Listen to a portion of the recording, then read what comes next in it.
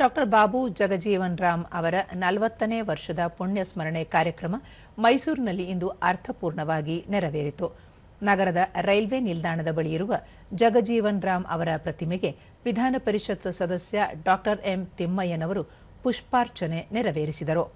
ಸಮಾರಂಭದಲ್ಲಿ ಶಾಸಕ ಕೆಎಸ್ ಶ್ರೀವತ್ಸ, ವಿಧಾನ ಪರಿಷತ್ ಸದಸ್ಯರಾದ ಮಂಜೇಗೌಡ, ರಘು ಕೌಟಿಲ್ಯ ಸೇರಿದಂತೆ ಮತ್ತಿತರರು ಉಪಸ್ಥಿತರಿದ್ದರು.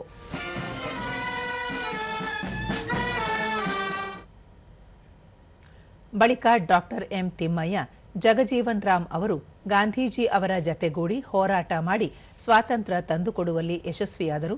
ಕೇಂದ್ರದ ವಿವಿಧ ಖಾತೆಗಳನ್ನು ನಿಭಾಯಿಸಿ ಉಪ ಪ್ರಧಾನಿಯಾಗಿ ಮಹತ್ತರ ಯೋಜನೆಗಳನ್ನು ಅನುಷ್ಠಾನಗೊಳಿಸಿದ್ದಾರೆ. ಹಸಿರು ಕ್ರಾಂತಿ ಮೂಲಕ ಆಹಾರ ಉತ್ಪಾದನೆಯಲ್ಲಿ ದೇಶ ಸ್ವಾವಲಂಬನೆ ಸಾಧಿಸುವಲ್ಲಿ ಜಗಜೀವನ್ ರಾಮ್ ಅವರ ಪಾತ್ರ ಮಹತ್ವದಾಗಿದೆ ಎಂದು ಹೇಳಿದ್ದಾರೆ.